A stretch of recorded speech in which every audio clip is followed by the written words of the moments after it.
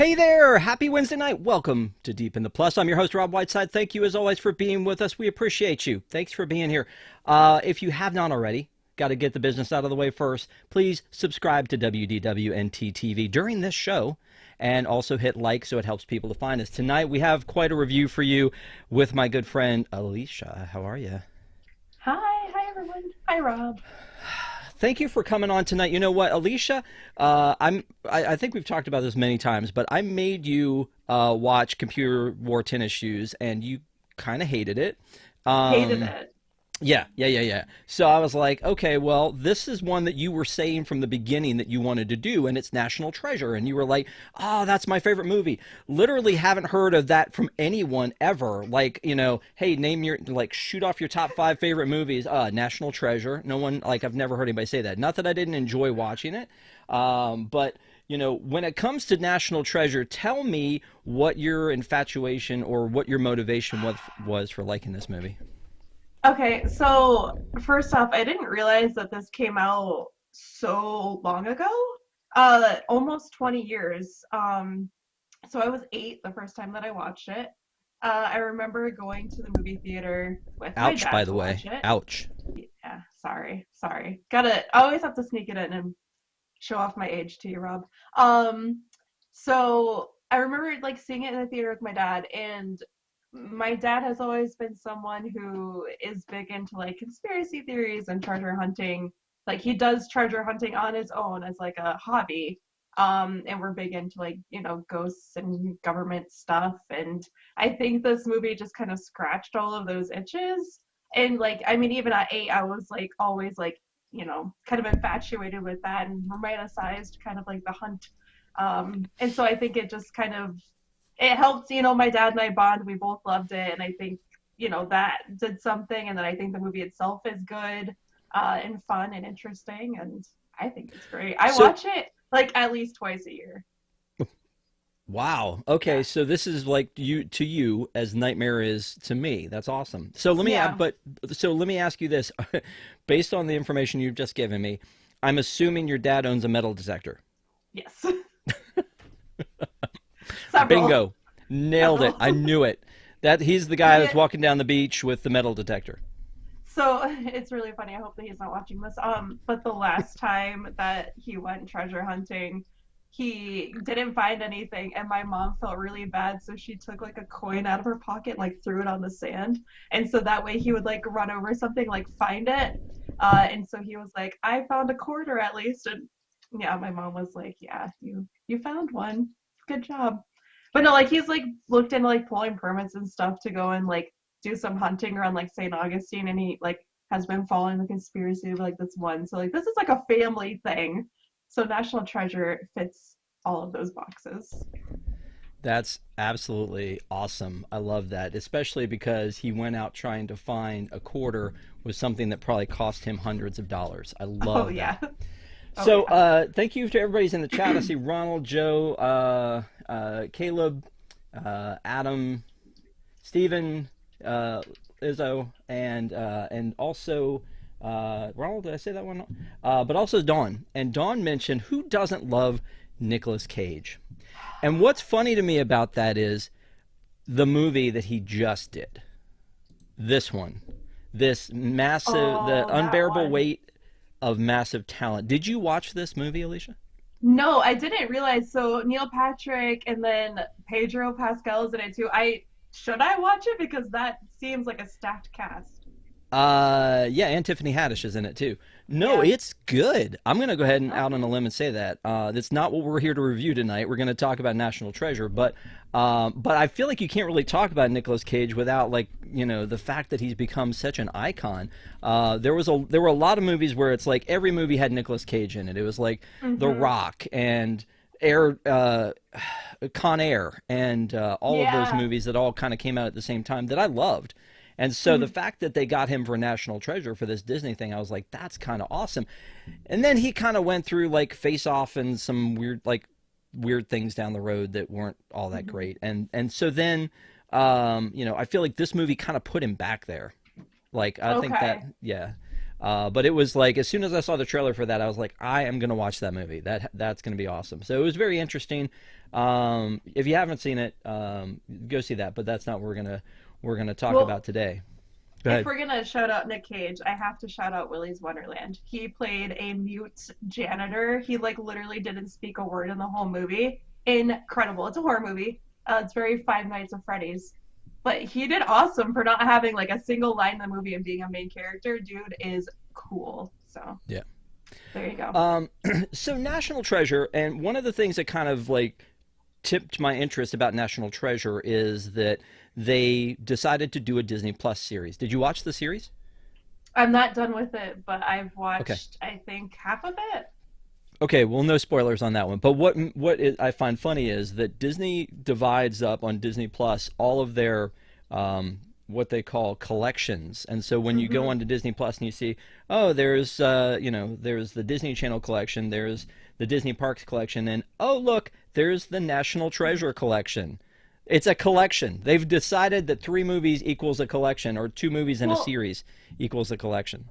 so isn't there theories that there is going to be a third movie? Like I know that people like I know years ago they're like there is and then it got canned and then like recently like I thought that there was talk of a third one happening again and with the original cast. Yeah, there was talk of that, and they've actually they may tease that a little bit in the series. A slight Okay. spoiler for the series. Cover your ears if you don't want to hear this. Is Nick Cage is not in the series. There Right. are some cameos from people who are in the movies, but he is not in this one. But he's mentioned, and that's to me that Hmm. let's tee him up for a third movie kind of a thing. So there is talk that there would be a third movie. It'll be interesting to see the second season of National Treasure. The first season is done. If you want to watch that, we may review that at some point, but we may review National Treasure 2 as well. So that's I all in the I think we collection. have to do the collection. I'm on board for the collection. It's only fair. It's only fair because Yeah, because Patrick has decided he's like the guy for like 8 things, and so you should be the yeah, National Treasure correspondent. Only I talk about will. National Treasure from here on out. No That'd be more great. no more Haunted Mansion. It's only National Treasure. I mean, at some point, Haunted Mansion's going to come back with the theater movie, so we've got another one that It's we're going to have true. to talk about at some point, and we could talk about like behind the attraction with that one. So there is some more. Yes. You can be Haunted Mansion as well. That's Okay. fair. This works for me Um, then. okay. So this movie, again, as you mentioned, came out in 2004. Um, Old. yeah, and I liked it the first time I saw it when it was called Raiders of the Lost Ark. Oh, come on. Don't do me like Why that. did I know that that was going to set you off? Tell me why this isn't Raiders of the Lost Ark. Well, so first and foremost, I don't like Indiana Jones, and I know that I should, What? but I don't. I've watched, I want to say 3 of the Indiana Jones movies, and I have not gotten into them. I don't know what it is. Maybe it's Harrison Ford. I don't know. I love him as Han Solo, but you stick me in the Indiana Jones and I can't do it. I This is my national treasure. Like that I watch that if I'm gonna watch like something like Indiana Jones esque.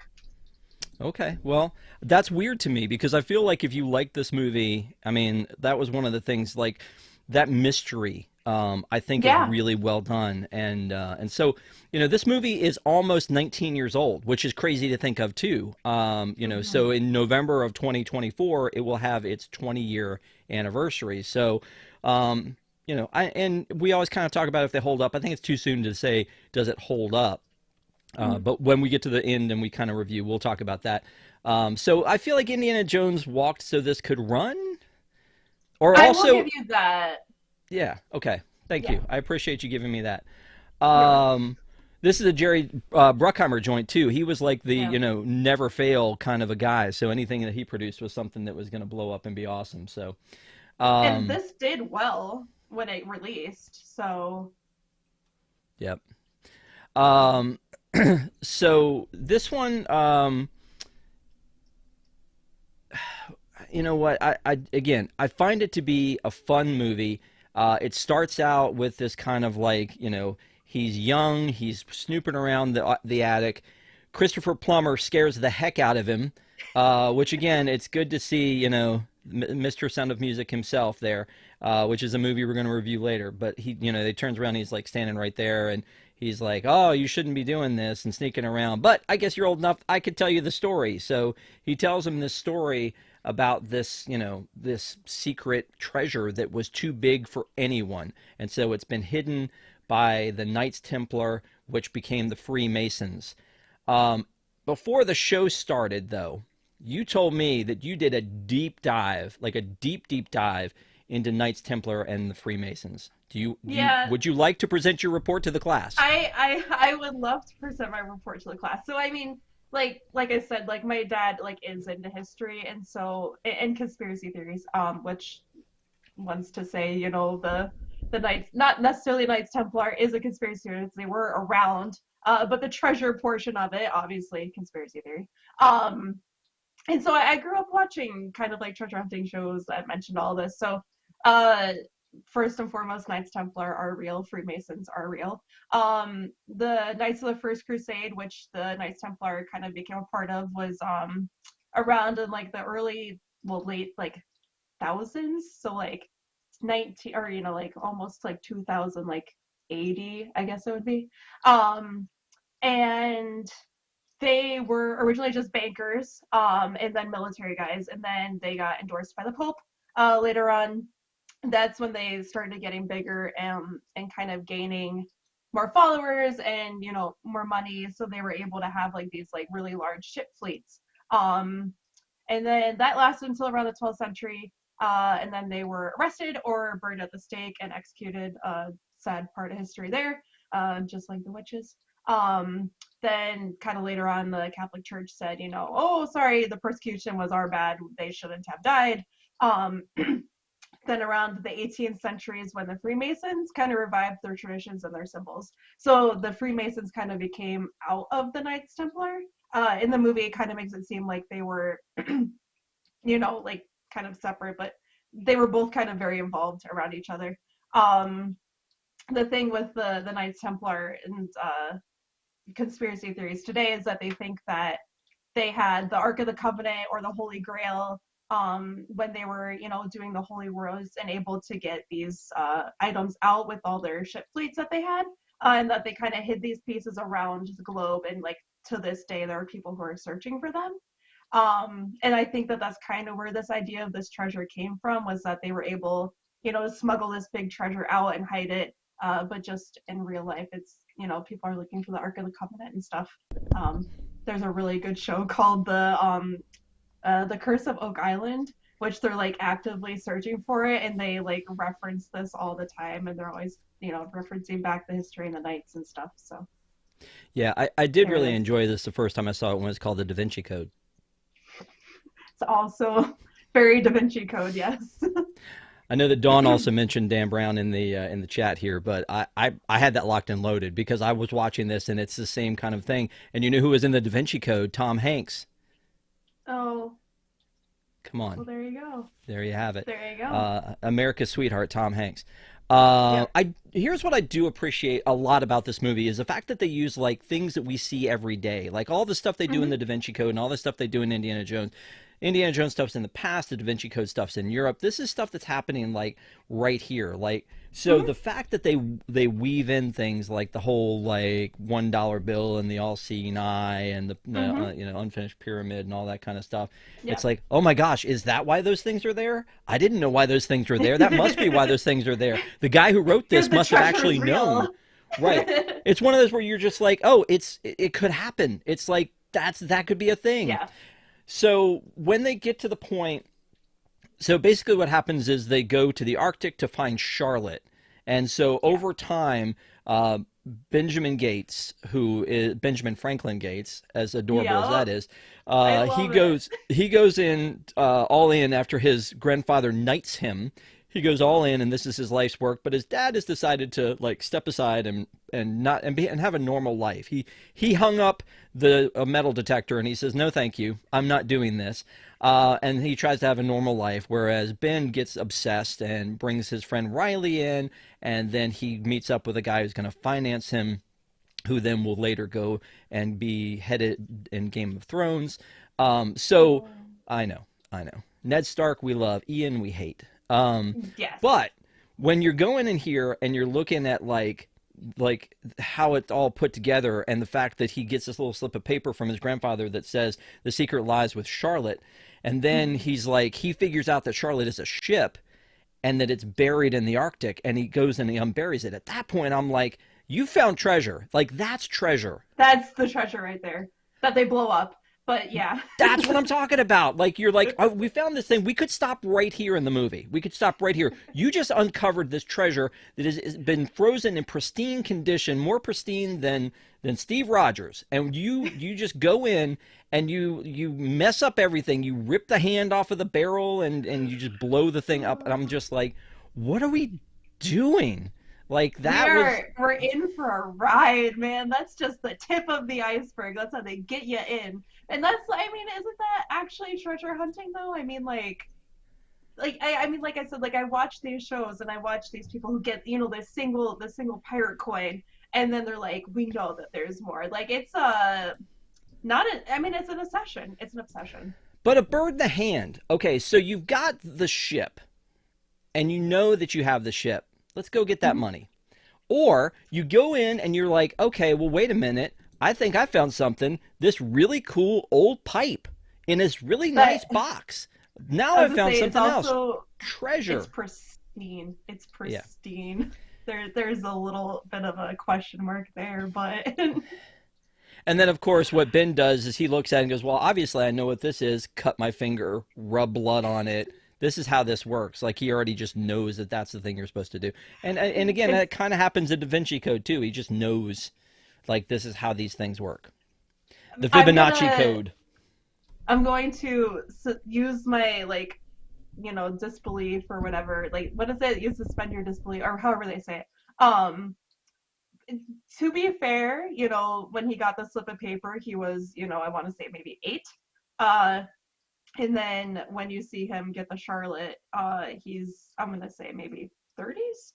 So maybe in all of that stretch of time when he's been researching the treasure, which I'm sure he's been doing, maybe somewhere he learned blood is the key. And that's how I'm going to frame it in my mind. That's fair. So he gets Doug from The Hangover to come hang out with him. Who I love. What, love The Hangover Riley. Or Justin Bartha? No, Justin Bartha. I want more of him. He's great. I think he's great in this movie. I mean, The Hangover, whatever. I wish that he had done more in his career, honestly. I question the choice of his facial hair layout here, but again, it was 2004. We didn't know better with this weird patch goatee thing he had going on. We all make mistakes. It's fine. But yeah, Justin Bartha, I think, is underrated. I agree with you. I saw him in a Broadway play, and I think he did an amazing job. And then, of course, you know, he did an amazing job in the first Hangover of being absent for 90% of the movie. Yeah. So yeah, it was. But he's good in this and other versions of National Treasure. So I'm gonna say that he was needed in this, honestly. Like, I think that his comic relief, like, if they were missing him, I don't think there would have been any sense of comedy in this film. Like, his character was needed. So guy in the chair, basically. He's guy in the chair, just like Ned from Spider-Man. He's guy in the chair. He's the guy that's like, how do we hack this? Whatever. You know, he's going to get in there and he's going to figure it out. But at least he respects the fact that, like, Ben knows a lot and is like, you know, he's kind of amazing at trying to figure out all this stuff. So they go, and after they've had this run-in where Ian tries to kill them, they're like, we need to go to Washington and warn them that Ben's coming to break in and steal the Declaration of Independence. And they tell us through their conversation with Abigail, they basically tell us all the places they've had to go, Homeland Security and FBI, and that no one believed them, and of course she doesn't believe them either. And so they end up leaving, and he goes, well, I guess we have to steal the Declaration of Independence, which okay, so Big Bang Theory, you ever watch it? Yeah. Okay, there was an episode where Sheldon asks Amy to watch Indiana Jones, and she says, well, aside from the major plot hole, I think it's a great movie. And he's like, what are you talking about? And she says that if Indy wasn't there, all of this would have happened anyway. And it's like, wait a minute, what? And then, you go through, it's like, the end result still would have been the Nazis get they open up the Ark and they all melt and it's over. So that would have happened whether he had intervened or not. And you're like, whoa, okay. If he doesn't steal the Declaration of Independence, then Ian will too. Yeah. Ian will still steal the Declaration, but probably won't find all of the other clues that Ben would along the way. So they're really not protecting it here. And I got to tell you, they kind of go down the same road in the series, where it's just like, we have to get to that first, but you're dragging them to it when you do that. Yeah. You are leading them there. And that's one of those things that like when we watch this movie, if we just watch it to watch it, we're caught up in the adventure of what they're doing, and it's a heist. It's a heist movie. And we're on board, but the reality is, Ben, just take a step back, let this play out. Ian's going to get caught trying to steal the Declaration of Independence. He wouldn't have gotten as far because he wouldn't have known about the preservation room and all that kind of stuff. Right. So, thoughts? I literally have in my notes, because I have like 7 pages of notes about this movie. I wrote, not only is this a treasure hunting movie, but we also get a sick heist. I don't think any of this would work in real life, but I enjoy the prep sequence and the thought that they put behind it. I am 100% with you. I don't think that this was the smartest choice.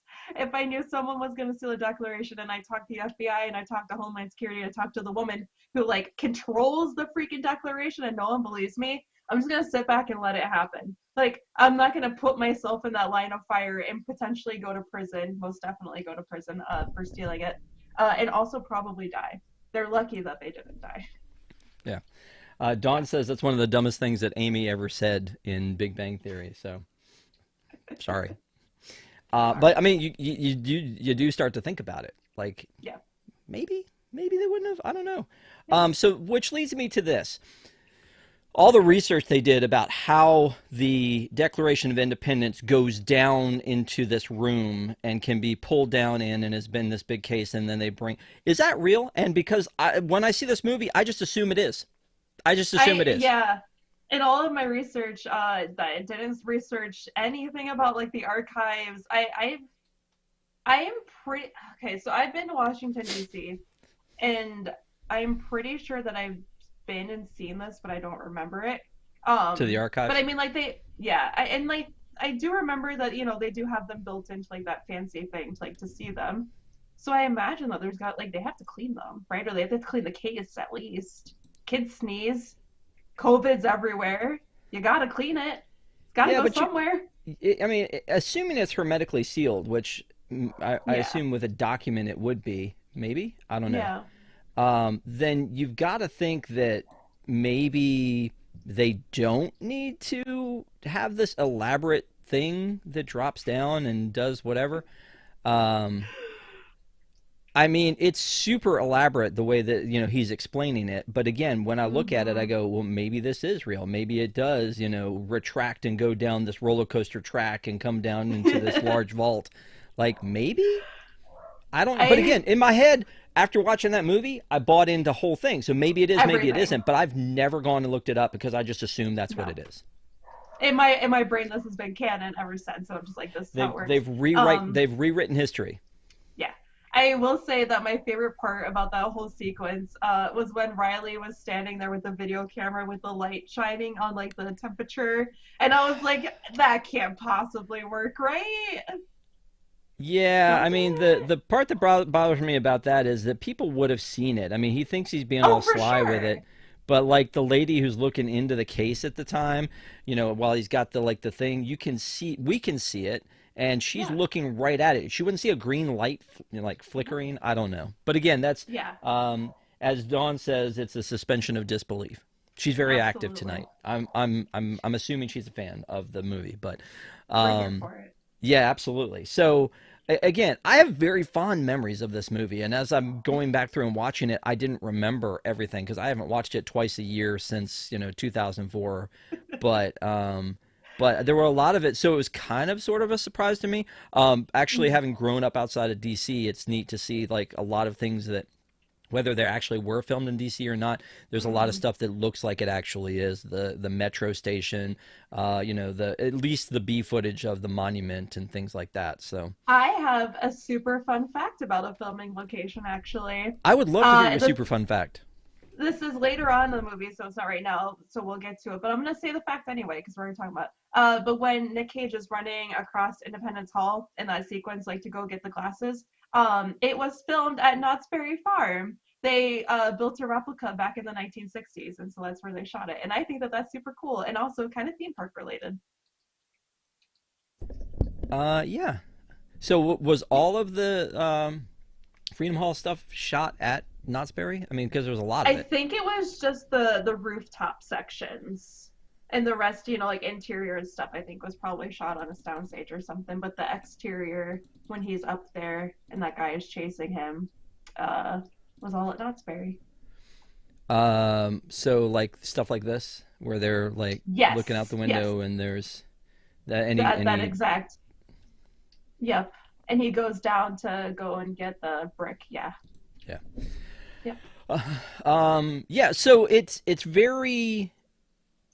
very cool. As we go from place to place, and you're going to all of the major cities of where, Hmm. we're in Washington D.C., we're in Philadelphia. They talk about Boston, but that's like a Hmm. red herring anyway. So a lot of this stuff is, it's really neat, but it's one of these things where they're mixing together real history with this story. And again, I look Yep. at it and go, is that real? Did that happen? Maybe it did. I don't know. But if Nick Cage says it, I believe it. So There you go. yeah, so they go in, they steal the Declaration of Independence. One of my favorite scenes at the time, and rewatching it, I knew it was going to happen, even though I hardly remember much of it. Was the switcheroo with the fake Declaration of Independence.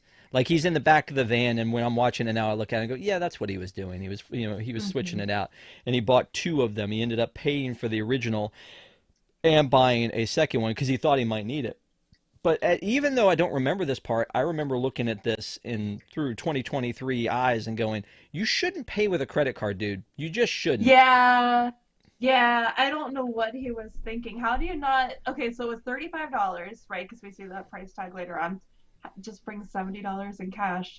You could probably even arguably look this up online beforehand and be like, how much does a fake one cost? Or when you were there doing research, popped Well, into a he gift didn't. shop and seen how much I they mean, were. he didn't know that he was going to get caught, though. I mean, he thought he was going to walk Yeah, out, and he jumped into there because he was getting away from Abigail. So I guess I kind of yeah, get that, and he had to get out. But the fact that he's like holding it out of his jacket so purposefully that the clerk goes, "Oh, you have to pay for that, sir. You can't just walk out of that." And the fact that in 2004 a poster would have been $35, mm, I seriously it is doubt the that would be the case. archives. They were, souvenirs ain't cheap in DC. I'll say that.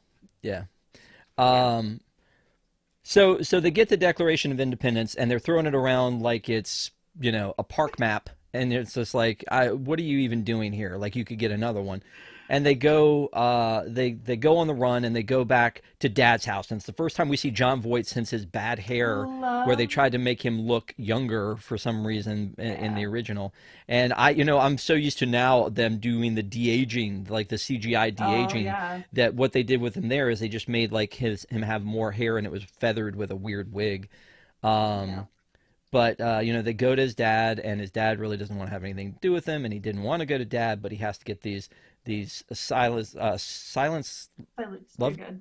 yeah silence do good Silence do papers, good. and so he can't go back to where he was supposed to because they had his credit card, and they tracked him back to where he lives. So they go here to try to figure things out, and so Abigail has been just devoted to keeping the Declaration safe. So she comes along. Riley's invested because he's gone on all these adventures with him. So now we have the three of them together. They go to Dad's house. They figure out that yes, there is something on the back, but it's not a map. It's his numbers. Where are the numbers? Well, we need the letters. Where are the letters? There, he's donated them. So now we have to go to Philadelphia. A lot of traveling happening, and they decide to get in a Yeah. car that they will know is stolen. Yes, that seems smart. Also, like you said, a lot of traveling, lot of like road tripping. Weirdly Yeah. enough, like they're going from like DC to Philadelphia. I don't know how far that actually is because I don't have any concept of geography. But there's this like an all-night road trip. Like, are you just hiding from the law the entire time? How are the police not pulling you over at this point? How? I want to know. Well, according to Google, it's 2 hours and 35 minutes. So in that entire time, you know that the police, like Riley even said it cool. He's like, we probably have our own satellite by now. You're telling me in 2 hours and 22 minutes they didn't catch you? I do love that scene where Riley's rolled up in the back seat and he's just like rattling off stuff. Are They'll we there probably yet? catch us. This car smells weird. Blah blah blah. Like I don't know. That was kind of funny. It was a good Um, stream of conscious. That's probably pretty accurate too. To like, I feel like how I would be like if I'd just done that. Like, are we there yet? Are we gonna get caught? I'm hungry. yeah. No. Exactly. Yeah. Over there yet. So when they're going through, they go to. I actually kind of love this scene. They go to Philadelphia, but instead of going in, they find a little kid that Riley bribes him to go in and do what he needs With to a do dollar. inside. A Right. dollar. He didn't even like cash out. He was like, here's a 20. A dollar. Well, I mean, I gave him $1 to go in and do whatever. In 2004, you don't understand, Alicia. In 2004, $1 was a lot of money. You know how many This like is puffy true. stickers with the googly eyes you could buy in 2004 with that? A lot. You could get a lot of them. They had them that looked like Smurfs. They were so good. Anyway, when you go when they were doing that, and then he finally figures out because a bus pulls in front of him, like the last Yes. four letters, and then he takes off. It's just like, oh, that was really smart because you knew you were on a clock and you needed to get out of there as soon as possible. Mm-hmm. So I love that Because scene. you knew Ian was coming. You knew he was gonna figure it out eventually. You gotta get in, get out. Yep. Yep. Um, so I mean, we're about halfway through the movie at this point. We're about halfway through our reviews. So I think it's a great time to remind people to give us a thumbs up, give this video a like if you have not already, and also to give you a few trivia questions because this is like your favorite movie. You should totally know these things. Ready? Are Oh, you this sure? is You should. scary. This was not prepared. Oh, no, no, no. There's always a catch. Oh, This there's should be always a easy for you. catch. It's your favorite movie. Let's go. Let's go. Let's LFG. Um, I feel like I'm not sure you're very brand conscious, but I feel like Mm. Riley is very brand conscious. When we first meet Riley and they are in the Arctic, what brand of jacket is he wearing? Oh, I kind of sort of remember this because I know it's like a really fancy brand. Was it like the Canada Goose, or is it? It's like something similar to that. I know it has a circle patch. Um, yeah, that's all I've got. The North Face. It Um, was a North Face jacket, which Someone I was thought, wearing Canada Goose, which right, maybe it was I was gonna Ian. Sean Ian, yeah. Yeah. Yeah. Sean Bean. So yeah, it was the North Face. Um, you mentioned the fact that he had that cool camera, that video camera he was using. Hmm. What was the brand of the video camera he was using? Oh my gosh. Okay, so I mean it was an old school camera because it had the little thing that flipped out. Yeah, Um, was it like a Nikon? it was a Did Nikon JVC. make those? It was a JVC. Oh, JVC was a huge okay. brand back in the 2000s when we were buying puffy stickers for $1 and all that other stuff. JVC was a Yeah, they big really brand back fell then. off, didn't they? They're not They really did. around anymore. JVC was kind of like the early VHS leader and things like that. Okay. Um, Yeah, but again, he really does care for his brand. So when he's hacking into the camera system, what brand of computer is he using? It was like an old school blocky laptop. I know that for it was like one of the first laptops, Yep, probably. yep. Um, I know it wasn't Apple because I would have remembered. Why are you looking at me like that? Is it Apple? You seem to have the utmost confidence, so I'm just interested. I don't think it's Apple. I mean, I'm gonna say Windows, but I don't know what kind. Yeah. I'm looking in chat. They were Desi was guessing Canon. Are they guessing? Nico was guessing Nikon, but yeah. Um, so it was an HP. Okay. Hey, I'll take it. I'll take Because it. when we see Nicolas Cage when they're going back and forth in that like montage, Hmm. and he's looking up stuff on his computer as well. It's HP The monitor. Valley So Forge sequence, that one. yeah. Okay. In the Valley Forge sequence, Yes. she hit two letters twice. What are the two letters she hit twice?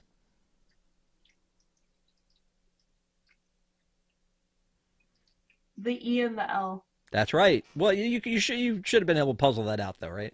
I did Yeah, yeah. find that interesting. It's like Valley Frog. No, no. A Come on. very fry. Yeah, we're very close there. This should be easy for you. When he first meets Abigail, he uses a fake name. What's the fake name he uses? Paul Brown. There you go. All right. Yeah. Um, okay. This is the last one I'm going to ask you because I was wondering about this one. You know, when he makes his fake, this is not a question I'm going to ask you. You would have no idea in this world what the answer would be.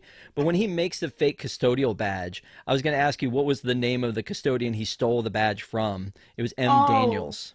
You would oh my never have done gosh. that. You know, when he takes that picture up No. close? Yeah. Yeah. Yeah. And then he does the Photoshop. Right. Yeah. Yeah, Because they spend a good amount of time on that. And he's like, good they enough. do. This is the last question. You ready? Yes. And this is one that you should probably know. Okay.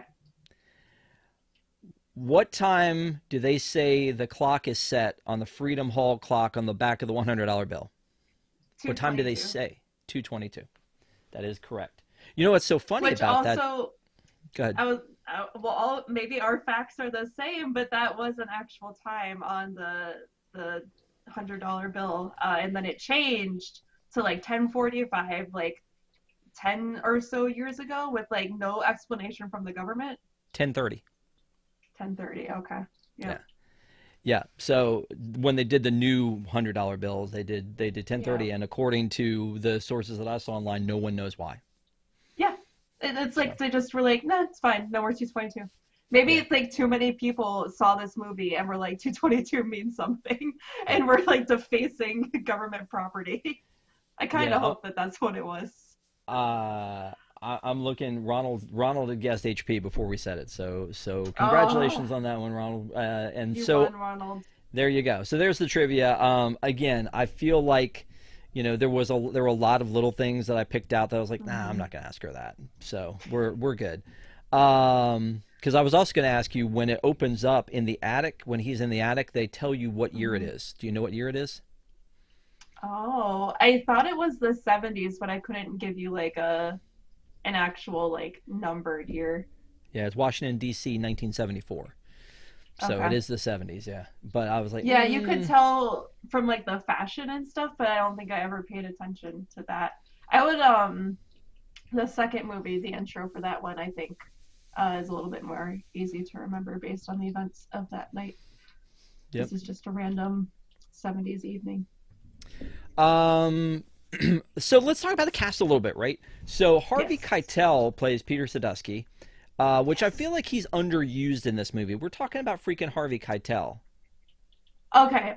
Um, so I'm not super familiar with him.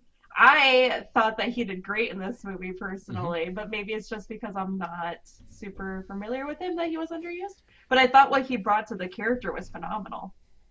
Yeah, no, I agree with that. And then Christopher Plummer as the grandfather, I think is amazing. And then John Voight as the dad. And Hmm. then, of course, Nicolas Cage and Justin Bartha we've talked about, and then Sean Bean. Like Sean Bean, he's gonna This is he almost this is always played the Return bad guy before Ned Stark. He almost always this played the is bad guy. Return of the King Sean Bean though. This is like right on the heels because I want to say I wrote this in my notes somewhere. Let me look. Let me look because I know that this was okay. Return of the King was 2003, National Treasure was 2004. So he was like America's sweetheart because everyone fell in love with him in Lord of the Rings, including myself. I thought he was great. Yeah, So he played like a total different character in this one, and he's got like the shaggy hair. He's a little bit less, Renaissance-y. Desi's getting a little ornery in the chat saying I would have given her the hard questions and not fallen back on those. I feel like asking you these brands were probably pretty high level, That was especially pretty because I think hard. you wouldn't normally dial into that. But the M Daniels thing only happens for like a minute. I always try to figure Yeah, something that you'd actually know. If it's like memorizing a license plate isn't something. If I walk away from the movie knowing it, I feel like it's worthy of a question. But you know, for sure. yeah, there you go. I mean, I feel like they were kind of tough, but we'll see when Toy Story 4 comes around, if she's feeling like I was fair or not. Um, so yeah, Sean was in one of the James Bond movies and wasn't so nice Oh, either. So yeah. I didn't know that. Yeah. So they get to Philadelphia. They figure out about these glasses that are going to be able to let them see, kind of like those magic eye books that we used to get back in the day. That must have been around 2004. Like I feel like there's a correlation. They were like, oh, we should Yeah. totally use that arc, like arc in this thing. No? No, I'm with you. What there was a lot of like weird glasses I feel like back then too, because that was when they were trying, or I feel like they were trying to do the like fake 3D ones. Do you remember the paper with the red and the blue? So Yeah. yeah. I want those Um, glasses though, the Benjamin Franklin ones. I want glasses where I can see different things. Those are dope. Like, get me a pair stat. why do they not exist? I don't know. I don't have a I Right? don't I don't have a lot of National Treasure merch myself. One of the things is when they're trying to get away from the bad guys. I did think that like watching Nick Cage run was a little weird, and I don't know if it's his shoes or not. But like this scene right when they show him by the side, this like it looks like he's really hurting, like to huff, like. "Ah." Um, but yeah, but they're running Boy, away. What? is Nick Cage lucky that these are really bad shots because he should have been shot about 20 different times in All that right. sequence. Kind of Yeah. like a stormtroopers type of a thing. Like nobody Yeah. ever hits. I did love the scene where Abigail drops into the market and and tells the woman immediately without hesitation, "My ex-husband's trying to find me." Great lie, Abigail, on the Yep. spot with that lie. But Yep. that was a neat little scene to show a little bit more of like her and her personality. So I liked that Hmm. one. Um, Justin Bartha is not helping her at all, No. and he's always going the He wrong just way. leaves And her. yeah, and then when she drops the thing in the street, I feel like that was attainable. Like they should have been able to get it, but the story can't continue if the bad guy No. doesn't get the Declaration of Independence. So, No. basically Nick Cage almost falls off the roof trying to like, get this guy to think that he's got it. And then Hmm. and then once he's like gets up with them, they're like, "Ah, we lost it." And then he's like, "Ah," and then he goes, Oh, "Are you okay?" Like you could see him go yeah. into the whole "let me be the nice guy and make sure you're all right," but really I'm super angry with you because I just risked my life pretending to have it and y'all had it and you just dropped it in the street and let the bad guy have it. So then he goes Yeah, I back feel to like go ahead.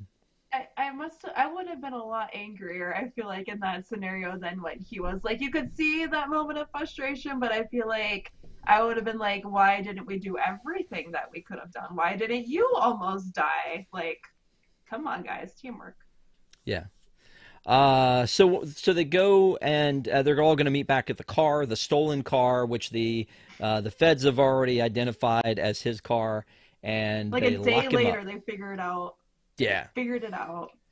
They take him in, they lock him up, and they tell him that that he's gonna have to go to jail. There's no way that he's gonna not be able to. And then Abigail's like, "Hey, let's reach out to Ian. He'll find a way to get him out," and he does. And it's a great quick heist that Ian has been able to Hmm. put together. Which again, we should have let Ian do the heist from the beginning.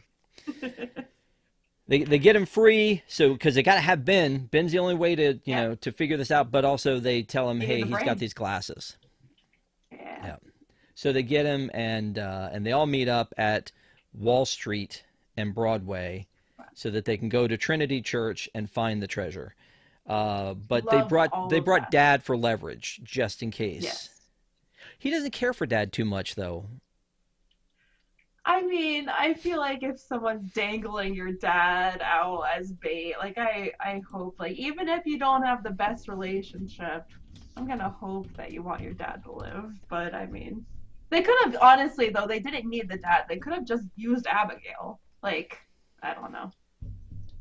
It Yeah, was clear no, that Nick Cage had feelings for her, or Riley. If you're like, oh, maybe she's expendable. At least you like Ian knows Riley and Nick's relationship, but you know, we got to get the whole family in there somehow.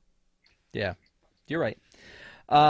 So they all get to the church, and here we have a couple of misdirects. There's Mm-hmm. they get into the stairwell, and we lose Shaw. Yep. R.I.P. Shaw. He wasn't a nice man though, so So you're okay with you that? know. I mean, I'm good when any bad guy dies, and also he went out spectacularly. That elevator shaft, oh boy, that was a long fall. Yeah. I mean, there's a lot of interesting things when they're in there, like the fact that there is this huge chandelier that you need fire Mhm. for, but it seems to be made of steel, rope, and wood. Well, I mean, you got to go off of what Riley said, right? He said that the aliens helped build, so Sure. totally makes sense then. Yeah. Yeah. So they go in and they there's this scaffolding thing, and they've actually pulled a dead body out and then Mm. climbed into this thing to be able to get to this huge winding stairway, which I have a point about this in a second. So they get down to the bottom, and then when they get down to the bottom, they have our first like misdirect is, oh, this room is empty. Yep, And we're like, well, we thought we were going to find the treasure here, the and it's treasure. empty. And so they send Ian. They're like, oh well, you know, you got to go to Boston, because that's what that lantern means, is you got to go to Boston. And Ian goes, okay, and then he leaves. Didn't even question it. Didn't even stop to think, because I'm pretty sure like it's really common knowledge, one if by land, two if by sea. Right, Like, right, right. and if Ian knew some of these clues, like he helped figure out that cipher, you know, when he had the whole thing, so it shows that he has some form of historical knowledge. So the fact that he just like blatantly didn't even think about this and was like, gotta go to Boston, honestly, you deserve to get caught. Yep. And then so then Dad and Ben are like, ha ha ha, we fooled him. And then they're like, this is the real answer, and they go into this next room, and there's still no treasure. And then and at that point I didn't remember, because it again, I haven't watched it twice a year for all of my life. I didn't Oh. remember. I thought maybe, but like there's a second movie, and I thought, well, maybe that's the Mm-hmm. thing, is the journey was the adventure, and now they're here, Ah. and it's okay because we're here in this historic room, where the room where it happened, the room where it happened. And then they go We're in back and Hamilton. yeah, you're welcome. They go back into it, and then they're like, oh, well, there's got to be another way out. And they take the Mm-hmm. pipe, which he just happened to be able to get, and Man, thank God that he brought that with him, huh? Because you would have been up the creek without a paddle on that one. or without it, yeah, or without a pipe. So he takes the Yeah, pipe and puts it in and turns it, and it opens up, and there's the treasure. in a beautiful bit of cinematography. Like, love, love, love the sequence. We have foreshadowing earlier on too when they put the fire on the lantern, or not the lantern, but the chandelier, and we watched it all go up. And then they brought it back for that beautiful treasure room. Oh, and just to watch it go on and on and on. Yeah, but the thing about that is, how do you know you're not burning the place down when you do that? Like, You, yeah, yes, like they've gone to all this fair. trouble, and then he goes, this might work, and he lights it. This could be the self-destruct. This could be the booby trap. And he's like, let's try it. I think that's such a good point. And plus, like, you know how Abigail's like, oh, there's scrolls from Alexandria here. Like, imagine those just going up in smoke in like 2 seconds because a flame, like a rogue flame, caught it. They're lucky. They got lucky. So here's the thing, though, is that he told them earlier there's a way out through the treasure room.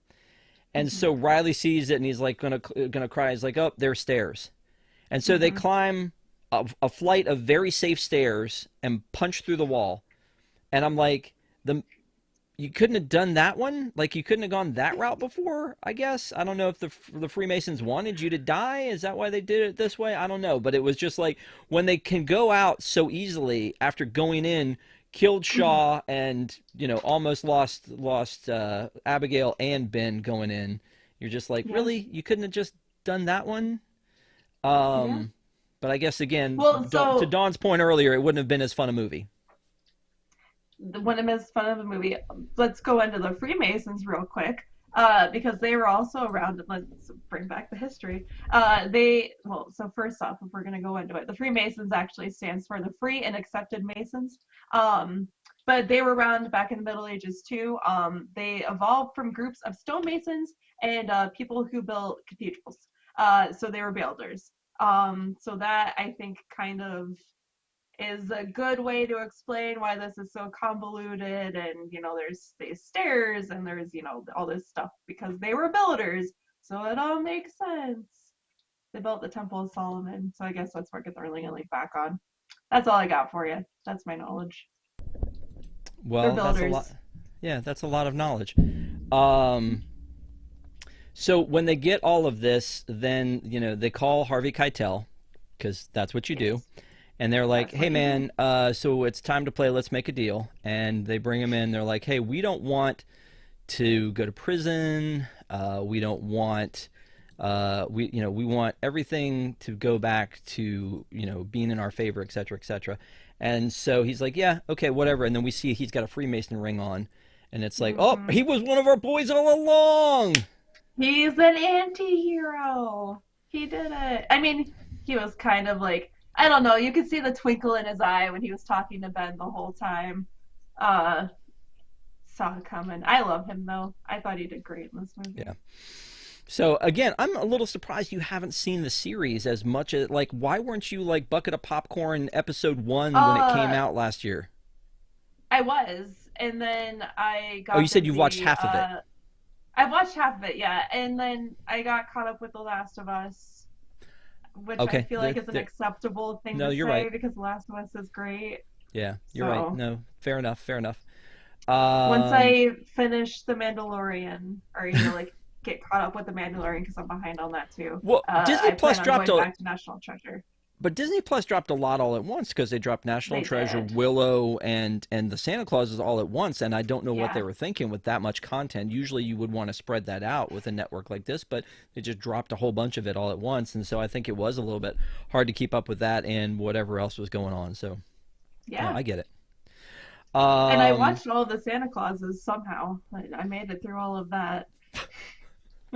there's going to be a second season, so you're already committed. It's fine. Oh, I'm gonna watch it, especially because they announced Gabriel Iglesias is gonna be in it, and I'm kind of in here for that. But Fluffy. I'm down. Yeah. So at the very end, he makes the deal, and then he's like, "Hey, somebody's got to go to jail," and he's like, "Oh, I can help with that. Do you have a helicopter?"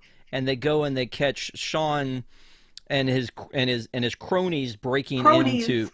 yeah, yeah, and breaking into, the church in Boston. And I'm just like, then he kind of steps out of the shadows. I'm like, why did Ben have to go? He I didn't was need to wondering that identify too. him. He didn't need to, like, he shouldn't have taken up space on any helicopter to go there and be No, there to be able to step out of the shadows and look at Dean and go, ha ha. Like, I mean, I that was weird. guarantee you, there was some agent who was probably really upset that they got left out of that because they had to do paperwork on it, but they didn't get to go because Ben Gates had to go with them instead and go, it's me. I got the treasure all along. By the way, In that voice. Desi's over here in chat trying to start a fight saying the lobster roll at the Columbia Harbor House at the Magic Kingdom is better than anything they've got in Boston. So yeah, Ooh. it's okay. They're taking care of it. They're taking care of it. Yeah. Um, so then we get to the end and there's another misdirect because we see our three heroes walking toward camera and Justin Bartha's like, I can't believe you didn't. You didn't take 10%. They offered you 10%, and he's like, "Oh, we got to deal with 1% as he jumps into his Ferrari, and we Mm-hmm. find out that the mansion behind him was really his house, and it's like, oh, okay, what a happy ending. Should it have ended here? Should they have never done a second one? Mm, I think as much as I love the series as a whole, I think that they could have stopped here. I think Disney saw Disney did what Disney does. They saw that it did really well, and they were like, bring it back, let's go. And I think that they were greenlit. Yeah, they were greenlit in like 2005 for the sequel. It was like a really quick turnaround. I think the sequel isn't as strong as the first. I still think that it's fun. And I mean, I don't hate it by any means, but I don't watch it nearly as much as this one. They could have ended it here, but I probably would have wanted more. But I think that this could have been a really fun one for them to have done that movie, and then 20 years, or 10 years later, do like a second, and maybe it would have been better having like some breathing room, think of a fun new story, instead of just turning around and going into like kind of like a canned sequel that they ended up doing. Yeah. Also, I meant to mention the score. Like, I feel like the score felt Beautiful. a little Avengers-ish, and it was done by Trevor Rabin from Yes. So I thought that was that. I mean, he's done a lot of soundtracks, but I think that, the musical score was really good on this one too. So it needed it too. It needs those like adventure-y, kind of suspenseful tones, and I think they nailed it.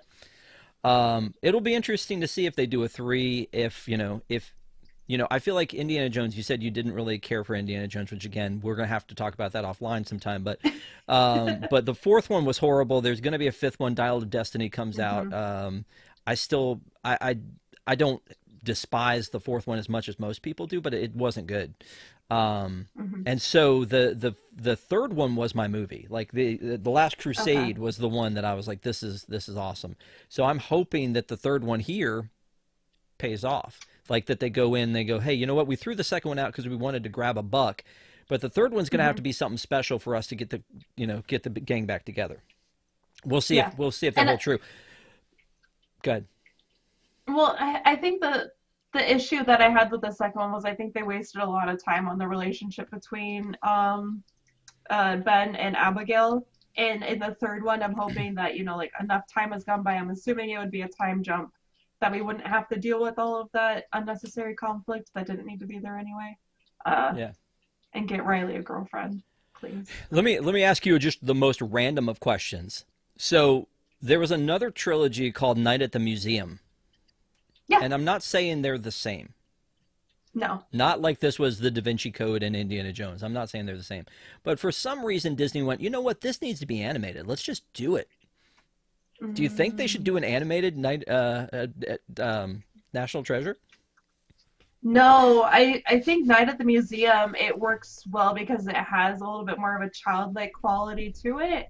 Not so much that the story is childlike, but I think that with all of the different creatures and, people and stuff, that kind of lends itself better to this more realistic setting. Yeah, I mean, I'm kidding, of course, because I think that they picked their lane when they decided to do this series. And so I feel like the series will probably continue on. We know, we know that they did the 1st season, and that there may be a 3rd movie and maybe a 2nd season of this. So there could very likely be more to come. So before we wrap up, is there anything else you wanted to say in particular before we get final thoughts from you? Or anything that you wouldn't include in your final thoughts? Like something we didn't discuss. Go ahead. Yeah. So there was one I think is a really fun thing that we kind of didn't talk about. But I think that, so we obviously had like these 2 groups the whole time going after, the Declaration of Independence. And Ben's group was the kind of logical and, not necessarily respectful because they still stole it. But in contrast to like Ian's group, where they were like perfectly fine with tasing guards, shooting, potentially killing people, bringing in explosives. Ben's group was definitely more respectful. And I kind of think that was like is the pen mightier than the sword moment, which was like a kind of fun analogy, which I think was cool and kind of like stayed as a theme throughout the whole movie. So, and like he didn't even care when Shaw died. Shaw was with you that whole time, so. Burning that ship, I'm telling you. Bad karma. Bad karma. It is. I do want to say that coming up on Deep in the Plus, for those of you who watch, and we appreciate you watching and you do your homework, just so you know what's coming up. Last week we did The Happiest Millionaire with Patrick. That was a fun one to do. It was our St. Patrick's Day for no particular reason other than there was an Irish dude in it, and the internet said it was sort of a St. Patrick's Day movie. This week we did National Treasure. Next week, Eric Morton will be on with me, and we're going to talk about the original 1982 Tron, since the Tron roller coaster is in soft opening and opens on April 4th. And then on April 5th, Desi's coming in to do Toy Story 4 because she says she has thoughts. So looking forward to that one. And then Patrick's going to do Ferdinand with me, Ron's Sound of Music. And because, again, Patrick's, it's like, if it's got a wrestler in it, I'm doing it. He's in it. Yep. So that makes sense. You go. And then for our May the 3rd, which is our May the 4th show, we're going to do Mandalorian Season 3. So a lot of stuff coming up. Please join us for more Deep in the Plus. Also coming up this week, we've got news tonight, tomorrow night, and it's going to be the March Madness is going to be in full effect. And then Park Center will return on Sunday, and we will talk all about the March Madness. So very excited about the stuff coming up. Hopefully you guys will join us for everything. But now, Alicia, this is it. Moment of truth. This is why you're here. This is what everybody came to hear. And putting your own feelings aside, if you can, your love of the movie, my question for you, would you recommend this movie? Oh, absolutely. Putting my feelings aside, this is still a fun movie. And it kind of pains me to think that there might be like younger children nowadays who don't know it, or they only know it because of the show.